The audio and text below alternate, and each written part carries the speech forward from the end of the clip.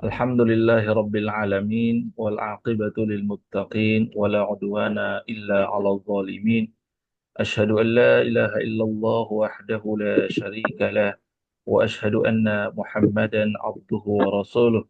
Allahumma fasalli wa sallim wa barik ala sayyidina Muhammadin wa ala alihi wa ashabihi wa man tabi'ahu bi ihsanin ila yaumiddin. Amma ba'd. Bersyukur kepada Allah Subhanahu wa taala dengan mengucapkan alhamdulillahi rabbil alamin, bersalawat kepada Nabi kita Muhammad sallallahu alaihi wasallam dengan mengucapkan Allahumma salli ala Muhammad wa ala ali Muhammad. Subhanallah bihamdi subhanallahil azim. Subhanallah bihamdi subhanallahil azim. Subhanallah bihamdi subhanallahil azim. اللهم إنا نسألك علما نافعا ورزقا طيبا وعملا متقبلا. اللهم إنا نسألك العافية في الدنيا والآخرة. اللهم إنا نسألك العفو والعافية في ديننا ودنيانا ومالنا. اللهم إنا نسألك العفو والعافية. اللهم استر عوراتنا وآمن روعاتنا. اللهم احفظنا من بين يدينا ومن خلفنا وعن شمالنا وعن يميننا ومن فوقنا ونعوذ بعظمتك أن نغتال من تحتنا. Alhamdulillah, Bapak Ibu Ayah Bunda yang dirahmati Allah Subhanahu wa taala, hari ini kita dijumpakan Allah kembali. Semoga dalam keadaan sehat walafiat semuanya. Amin. Amin. Amin ya rabbal alamin. Alhamdulillah. Pada tadabbur Asmaul Husna pada hari ini, insya Allah ini masih berkaitan dengan yang sebelumnya, yaitu Asma Allah Al-Husna nomor 60. Dan hari ini kita lanjutkan nomor 61. Bila sebelumnya kita mencoba berkenalan dengan Asma Allah Al-Muhyi, ya, Maha menghidupkan, Al-Muhyi, Maha menghidupkan. Maka berkaitan dengan itu, Allah memiliki nama Al-Mumit. Al-Mumit. Apa arti Al-Mumit? Kalau Allah Al-Muhyi, maka Allah pun Al-Mumit. Ya. Al-Mumit itu dari kata mata yamutu. Apa itu? Mata yamutu mautun atau mautan, yang berarti adalah mati atau wafat. Al-Mumit adalah merupakan bentuk isim fa'il atau pelaku subjek dari kata amata yumitu. Amata yumitu. Fahuwa mumit. Ya, yang mematikan. Amata yang telah mematikan. Yumitu yang sedang mematikan. Al-Mumit berarti subjeknya yang maha mematikan. Kemarin kita bahas ketika kita bangun tidur, kita baca doa, Alhamdulillahilladzi ahyana ba'dama Amatan. amatana. Nah, kata ada amata. Amata yumitu. Amata yang telah mematikan. Tadi malam kita dimatikan. Betul nggak? Dimatikan sementara.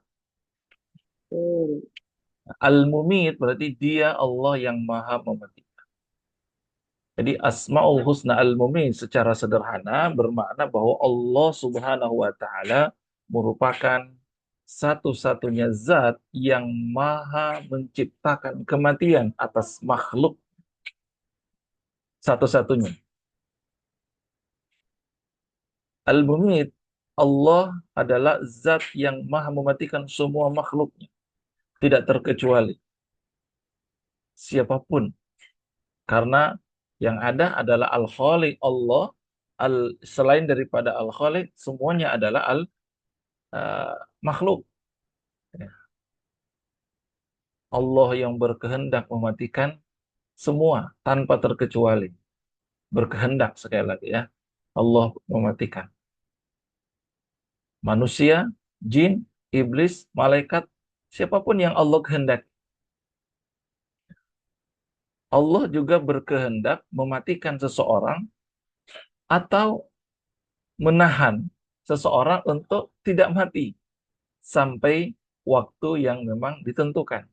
Meskipun mungkin sudah menurut kadar manusia sudah harusnya mati, menurut kadar logika manusia. Tapi kalau Allah masih berkehendak membiarkan dia hidup, maka tetap hidup. Ya, Allah Al-Mumit. Dalam Al-Quran, Allah sampaikan di dalam surat Ali Imran ayat 156. A'udzu billahi minasyaitonir rajim. Bismillahirrahmanirrahim. Ya ayyuhalladzina amanu la takunu kalladzina kafaru wa qalu li ikhwanihim idza darabu fil ardi aw kanu ghuzza law kanu 'indana ma matu wa ma kutilu liyaj'alallahu dzalika hasratan fi qulubihim wallahu yuhyi wa yumit. Kata amat yumitu wallahu bima ta'maluna basir. Artinya, wahai orang-orang yang beriman, janganlah kamu seperti orang-orang kafir yang mengatakan kepada saudara-saudaranya apabila mereka mengadakan perjalanan di bumi atau berperang. Ini orang-orang kafir mengatakan kepada saudaranya, apa kata mereka? Sekiranya mereka tetap bersama kami. Seandainya mereka yang tadi pergi melakukan perjalanan, safar, atau pergi berperang, seandainya, sekiranya mereka itu tidak pergi, tetap bersama kami, tentu mereka tidak mati. Mereka tidak terbunuh. Nah, dengan perkataan yang demikian itu, masih dalam ayat Al-Quran tadi, dengan demikian, perkataan itu, karena Allah hendak menimbulkan rasa penyesalan di hati mereka. Jadi orang-orang kafir itu ada rasa penyesalan. Wallahu dan Allah itu yuhyi wa yumiit. Allah lah yang menyebabkan ada kehidupan. Allah yang menghidupkan wa yumiit dan Allah yang mematikan. Dan Allah bima ta'maluna basir melihat apa yang kamu kerjakan. Ya. Ikhwatal iman yang dirahmati Allah Subhanahu wa taala.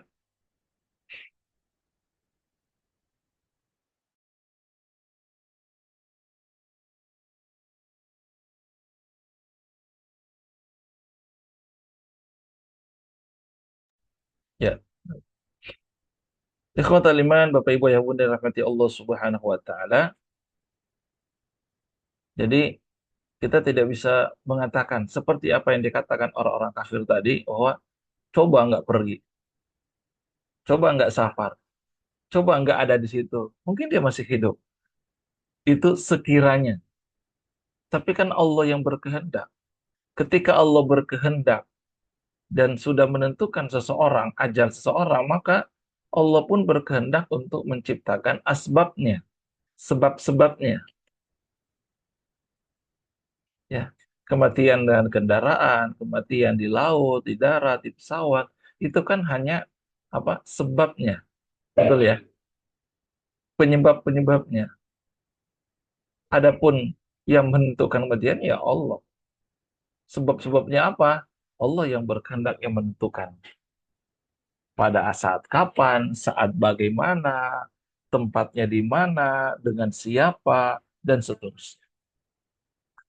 Ya, Allah Al-Mumit.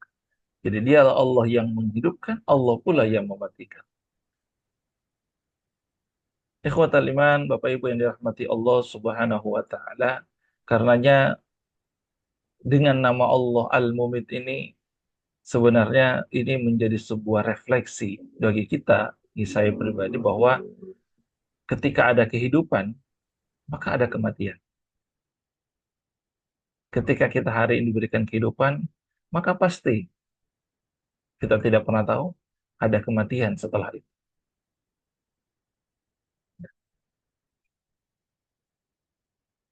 Karena itu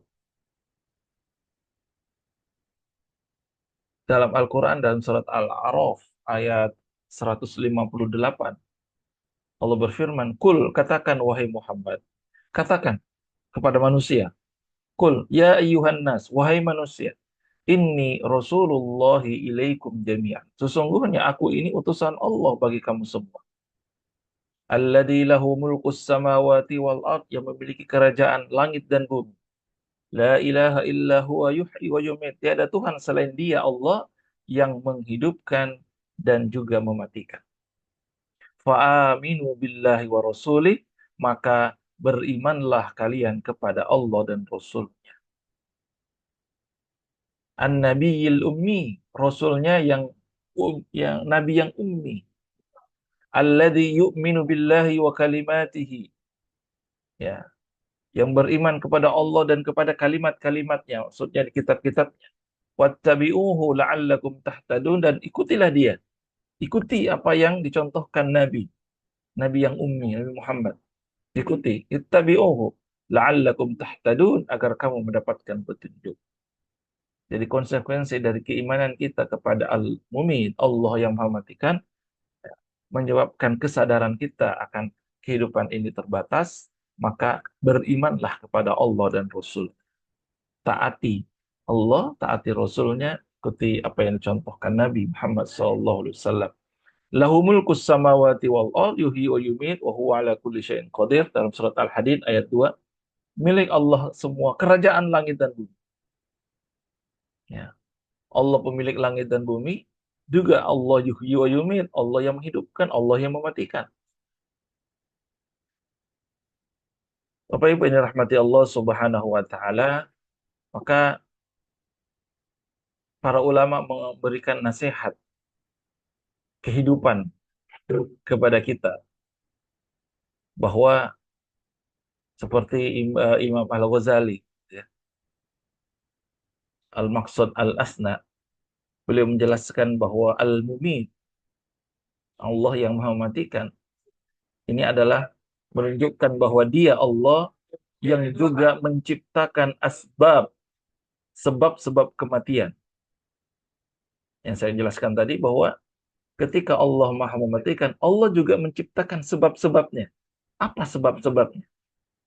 Tadi, karena apa? Dan sebagainya, sebab-sebabnya. Dan Allah pun menyisipkan al-khawf, ketakutan terhadap dunia yang fana ini. Apa kata beliau, Imam Al-Ghazali? Kematian bukan hanya lenyapnya jasad, tapi putusnya harapan terhadap dunia. Dan kembalinya ruh kepada zat yang abadi, Allah Subhanahu wa taala. Maka dikatakan pula bahwa Dia yang menggugurkan segala keterikatan makhluk dari dunia. Bahkan kalau sudah diambang kematian itu, jangankan diambang kematian, orang sudah eh, terbaring sakit dan sudah mungkin agak berat sakitnya, itu yang difikirkan apa? Dosa-dosanya, gimana nanti ketika meninggal dunia, dan seterusnya, dan seterusnya. Ya. Jadi eh, pengharapan terhadap dunia itu sudah lenyap, putus. Itu kematian. Ja- Dan menjelang kematian itu sudah seperti itu. Insya Allah.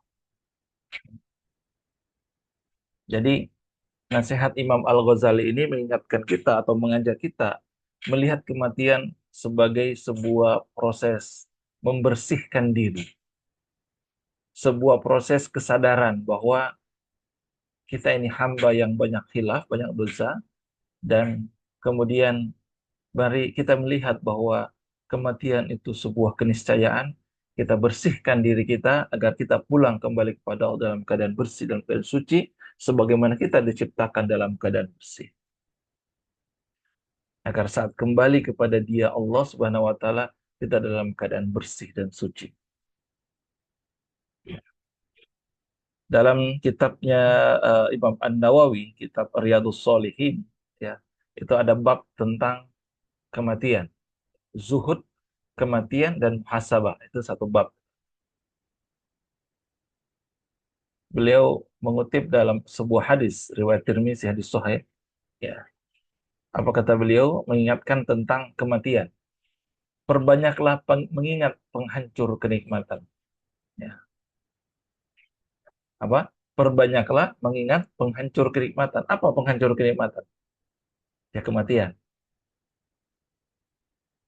Nikmat-nikmat apa yang kita dapatkan di dunia ini, kalau sudah ada kematian itu sudah hilang, hancur sama sekali, nggak ada lagi. Gitu. Nah, kata beliau Imam An-Nawawi, kesadaran manusia kepada Allah Al-Mumit yang Maha Mematikan akan menjadikan hati kita yang luput, yang lalai, yang futur, ya, menjauh dari kemaksiatan. Karena itu memang kita sebelum istirahat, sebelum tidur itu kita benar-benar diingatkan gitu ya, menyerahkan pada Allah, ya, kemudian kita bertobat sebagainya, karena kita nggak pernah tahu apakah itu benar-benar kita hanya istirahat atau itu terakhir, kemudian kita akan meninggal dunia. Ya. Karena itu berdoanya Bismikallahumma ahya wa amut. Allah yang menghidupkan dan dengan nama Allah engkau yang mematikan. Masya Allah. Kalau nasihatnya siapa? Ibnu Athaillah dalam kitab Al-Hikam, itu ada sebuah bab mengingatkan, beliau mengingatkan kita bahwa istirahatmu dari amal, istirahatmu dari amal, padahal Allah membukakan jalan untukmu, adalah tanda kebodohan. Jadi, ketika kita ada kesempatan diberikan kehidupan, tapi manusia itu enggan memanfaatkan dengan amal-amal baik, tidak memaksimalkan kehidupan yang Allah berikan itu dengan beramal soleh, dengan ibadah. Kata Ibnu Athaillah As-Sakandari, itu adalah tanda kebodohan. Kenapa? Karena ketika kita diberikan kesempatan hidup, itu artinya bahwa Allah membukakan jalan kepada kita. Membukakan jalan, memberikan kesempatan, ya, untuk beribadah. Tapi ada manusia yang istirahat dari amal itu. Artinya tidak mau menunda-nunda kebaikan itu. Membiarkan hidupnya berjalan seperti itu, tapi tidak diisi dengan kebaikan dan amal ibadah. Kata beliau, itu adalah tanda kebodohan. Ini maknanya bahwa kehidupan adalah kesempatan singkat. Kehidupan adalah kesempatan singkat. Banyak sekali orang-orang di sekitar kita yang rasanya, ya, belum lama bersama kita, sekarang sudah tiada. Ya, sekarang sudah tiada. Dan entah kapan gilirannya, mungkin demikian pula terjadi pada diri kita. Artinya kematian bisa datang kapan saja. Maka ikhwatal iman, ayah bunda, al-mumit adalah peringatan. Ya, peringatan bahwa setiap nafas adalah peluang. Setiap kehidupan, setiap kedipan mata, rahlaan nafas, ini adalah kesempatan kita untuk berbuat baik. Karena Allah al-mumit, maha mematikan kapanpun. Jangan melalaikan. Ya. Sekedar kemudian kita berzikir dalam waktu kosong kita, subhanallah bihamdi subhanallahil azim, yang di awal tadi saya baca. Itu dalam hadis sebutkan, khafifatani, kalimatani, khafifatani fil lisan, sakilatani fil mizan, habibatani ilar rahman. Dua kalimat yang ringan di lisan, ringan diucapkan, tapi berat di timbangan dan dicintai oleh Allah Ar-Rahman. Apa dua kalimat itu? Subhanallah wa bihamdi, subhanallahil azim. Subhanallah wa bihamdi, subhanallahil azim. Nah, itu sering sih kita baca, mudah-mudahan itu akan memperberat, insya Allah memperberat timbangan kebaikan kita. Ya. Sehingga tidak ada helaan nafas yang terbuang sia-sia, tidak ada waktu yang kita lalaikan, kecuali untuk mengingat Allah, berzikir, tambah ibadah, amal ibadah. Apapun pekerjaan kita, aktivitas kita. Ya. Kemarin di Jumat, kebetulan saya mendapatkan kesempatan jadwal untuk mengisi khutbah Jumat, ya, membawakan sebuah tema tentang, ya, bagaimana apa namanya kita mensinergikan, menyelaraskan kehidupan kita antara sukses, bahagia, dunia dan akhirat. Kan banyak orang yang tidak seimbang. Betul atau betul? Tidak seimbang maksudnya suksesnya dunia, kaya raya, di dunia sukses, tapi untuk urusan akhiratnya dia lalaikan, dia lupakan. Apa namanya itu? Sebuah kelalaian. Karena apa namanya? Tidak cukup kita sekedar sukses, mendapatkan kesuksesan dunia dengan aktivitas, dengan pekerjaan, dengan karir dan sebagainya, tapi kemudian kita lupa tujuan kita, yaitu Allah Subhanahu wa Ta'ala. Karena kan Allah berfirman dalam surat Al-Qasas ayat 77, "Wabtaghi fi ma ataakallahu ad-darul akhirah wa la tansa nasibaka minad dunya." Ya kita diperintahkan, carilah apa yang telah dianugerahkan Allah kepadamu, kebahagiaan negeri akhirat. Jadi kita diperintahkan itu untuk mencari, berupaya mencari apa saja yang membuat kita akan bahagia di akhirat. Walatan sanasi bakal dunia, tapi jangan lupa bahwa kita ada di dunia. Artinya apa? Ya diperintahkan kita hidup ini fokusnya adalah untuk hari yang akhir nanti, hari yang panjang, hari kiamat. Tapi sadar bahwa kita ini ada di dunia, kita masih hidup, karena itu kita juga diperintahkan untuk memperbaiki kehidupan dunia kita, kesuksesan dunia kita. Nah, dua-duanya, ya, keseimbangan, bukan semata-mata hanya sekedar dunia, tapi lupa dengan akhirat. Memang terlihat, gitu ya, dunia ini ibarat kalau kata Nabi itu dunia sijnul mu'min wa jannatul kafir. Diibaratkan dunia ini seperti penjara bagi orang beriman. Wa jannatul kafir, bagi orang kafir itu seperti surga dunia ini. Kalau orang mukmin kan hal-hal yang enak rasanya itu nggak boleh, misalnya enak dalam tanda kutip ya, memabukkan, ada aturan-aturan ini dan sebagainya. Ya kan, sejen itu, penjara itu kan ada batasan, betul nggak? Tidak sebebas-bebasnya, dibatasi. Nggak boleh keluar, berinteraksi sembrono, apalagi semua minuman diminum, semua makanan dimakan, dan ada batasannya kalau penjara itu. Nah, kata Nabi, eh, dunia ini sijnul mukmin, penjara bagi orang beriman. Tapi bagi orang kafir itu seperti surga, nggak ada batasan, oh seenaknya dan sebagainya.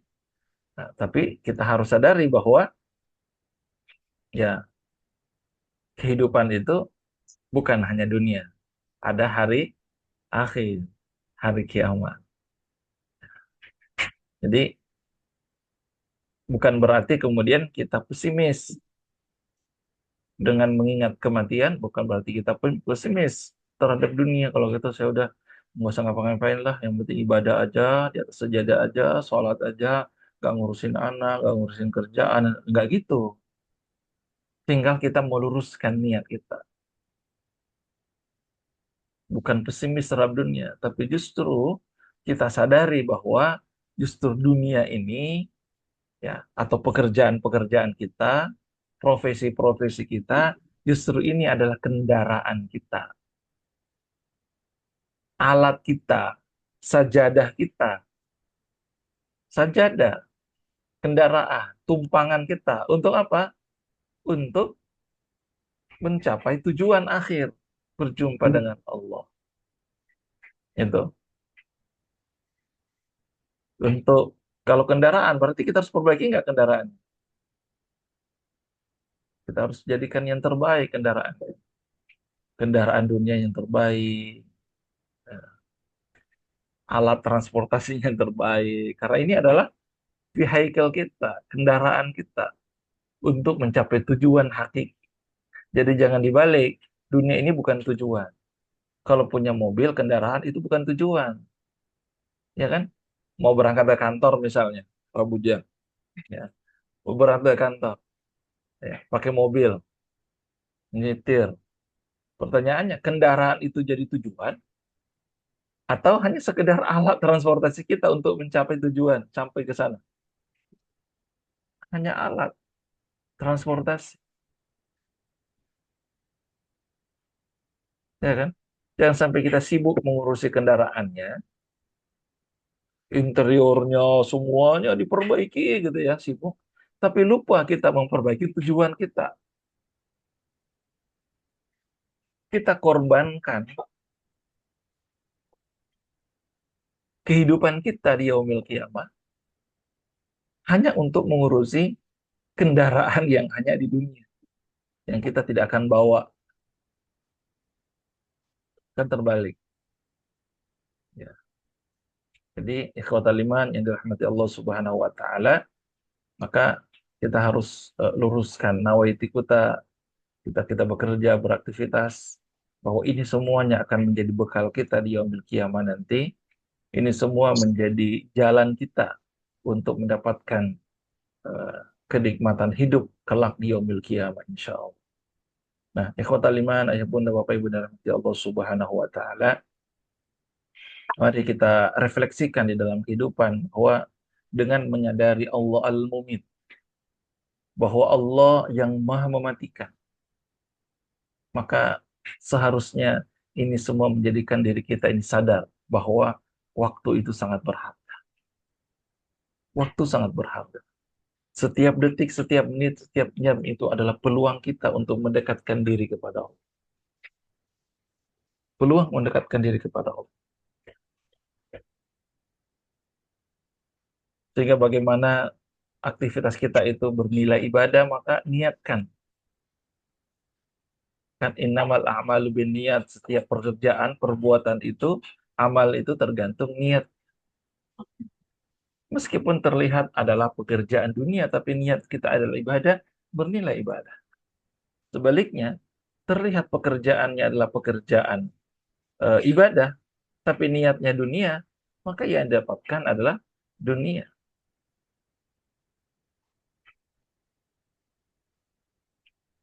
Seorang pekerja travel, berangkatkan umrah, berangkatkan haji. Sekilas kita lihat itu adalah ibadah, betul? Membantu orang berangkat ke tanah suci.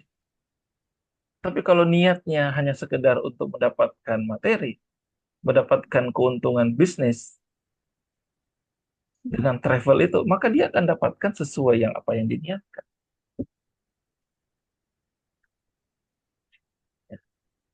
Bu dokter melakukan operasi, membantu pasien operasi. Ya. Sekilas melihat pekerjaan operasi itu hanya urusan dunia. Tapi ketika diniatkan ibadah, membayangkan bahwa anak yang akan Apa, dilahirkan Pak? ini adalah anak yang soleh, yang kelak akan berbakti kepada orang tua, kelak akan bermanfaat untuk dunia, sehingga anak yang lahir ini nanti akan bermanfaat untuk bangsa, untuk agama, untuk masyarakat, maka itu akan bernilai ibadah. Insya Allah. tergantung apa yang kita niatkan, insya Allah. Nah, sehingga kita senantiasa mawas diri dari atas perbuatan kita. Ya, setiap hari kita mawas diri, karena kita tidak tahu apakah hari ini adalah hari terakhir, apakah esok hari akhir kita, dan seterusnya. Oh, terus kita mawas diri. Ya. Ikhwatal iman yang dirahmati Allah Subhanahu wa Ta'ala, dunia hanya sementara, gitu ya.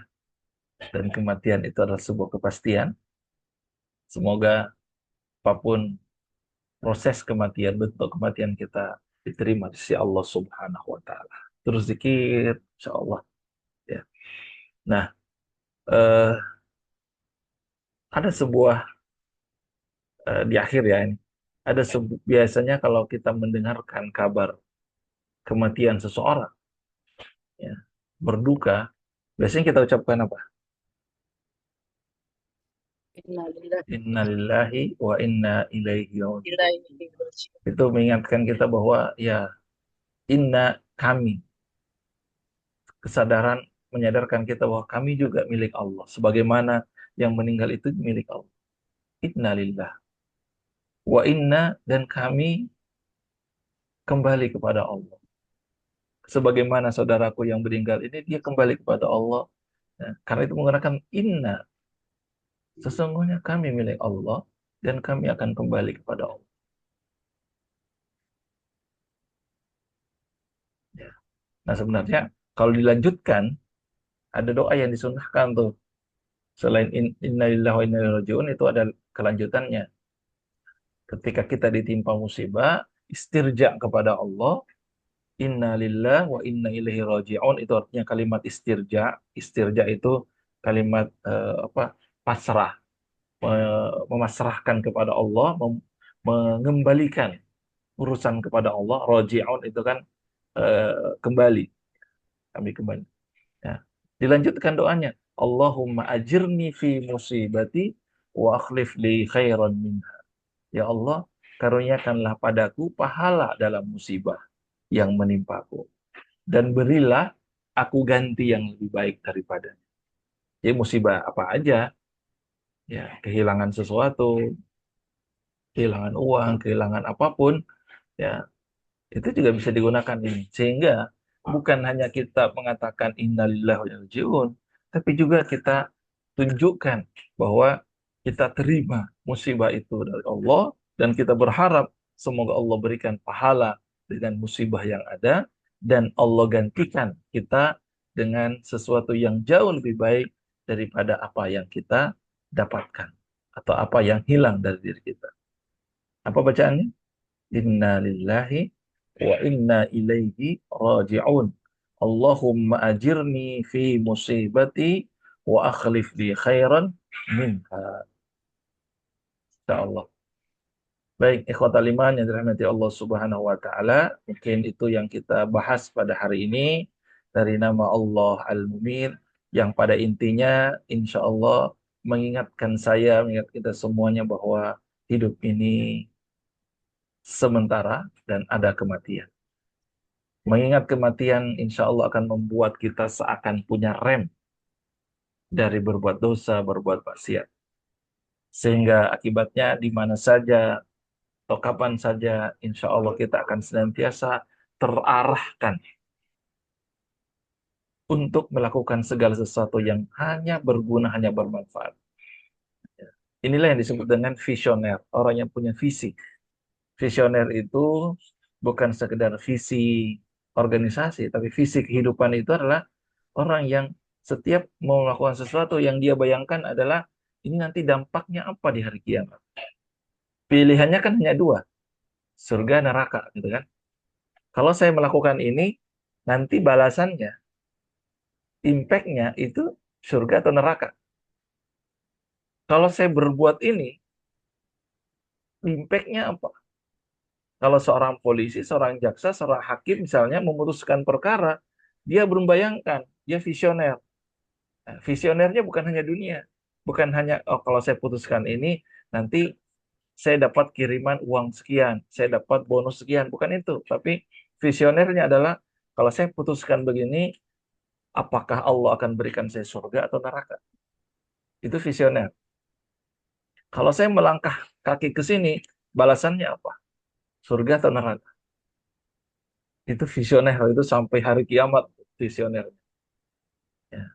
Seorang pedagang yang visioner, dia bayangkan kalau saya menjual, menawarkan ini, apakah ini membawa saya ke surga atau ke neraka? Sehingga yang dijual itu hal-hal yang memang positif. Jual narkoba misalnya. Wah, ini kalau saya jual narkoba, ini membawa saya ke surga atau neraka? Jual minuman keras. Ini kalau saya jual ini diminum orang lain, membuat mabuk, membuat lalai dari ibadah, ini surga atau neraka bagi saya. Itu visioner. Guru, dosen mengajar, dia visioner. Kalau saya ajarkan ini, kalau kemudian murid saya itu memanfaatkan ilmu ini, berguna baginya, bisa bekerja, bisa beraktivitas, bisa mendapatkan kehidupan yang lebih baik, dan kemudian dia beribadah, ini nanti dampaknya saya mendapatkan apa? Surga kah, neraka kah? Nah, itu berdampak ke sana. Sehingga mudah-mudahan kita menjadi orang-orang yang mawas diri. Insya Allah. Wallahu a'lam bishawab. Mudah-mudahan bermanfaat. Mari kita akhiri dengan berdoa. A'udzubillahi minasyaitonirrajim. Bismillahirrahmanirrahim. Alhamdulillahi rabbil alamin. Hamdan yuwafi ni'amahu yukafi mazidah. Ya Rabbana lakal hamdu wa lakal syukru kama yanbaghi li jalali wajhikal karim wa 'azimi sultanik. Allahumma salli ala Sayyidina Muhammad wa ala ali Sayyidina Muhammad. اللهم أنت ربنا لا إله إلا أنت خلقتنا ونحن عبادك ونحن على عهدك وعدك ما استطعنا نعوذ بك من شر ما صنعنا نبوء لك بنعمتك علينا ونبوء بذنوبنا فاغفر لنا فإنه لا يغفر الذنوب إلا أنت اللهم إنا نسألك بأننا نشهد أنك أنت الله لا إله إلا أنت الأحد الصمد الذي لم يلد ولم يولد ولم يكن له كفوا أحد اللهم آت أنفسنا تقواها وزكها أنت خير من زكاها أنت وليها ومولاها ربنا لا تزغ قلوبنا بعد إذ هديتنا وهب لنا من لدنك رحمة إنك أنت الوهاب اللهم اكفنا بحلالك عن حرامك واغننا بفضلك عمن سواك اللهم اختم لنا بالإسلام اللهم اختم لنا بالإيمان اللهم اختم لنا بحسن الخاتمة اللهم أحسن عاقبتنا في الأمور كلها وأجرنا من خزي الدنيا وعذاب الآخرة اللهم اجعل خير أمورنا آخرة وخير أعمالنا خواتمة وخير أيامنا يوم لقائك يا رب العالمين ربنا آتنا في الدنيا حسنة وفي الآخرة حسنة وقنا عذاب النار وصلى الله على نبينا محمد وعلى آله وصحبه وسلم والحمد لله رب العالمين ثم السلام عليكم ورحمة الله وبركاته Waalaikumsalam warahmatullahi Salam wabarakatuh. warahmatullahi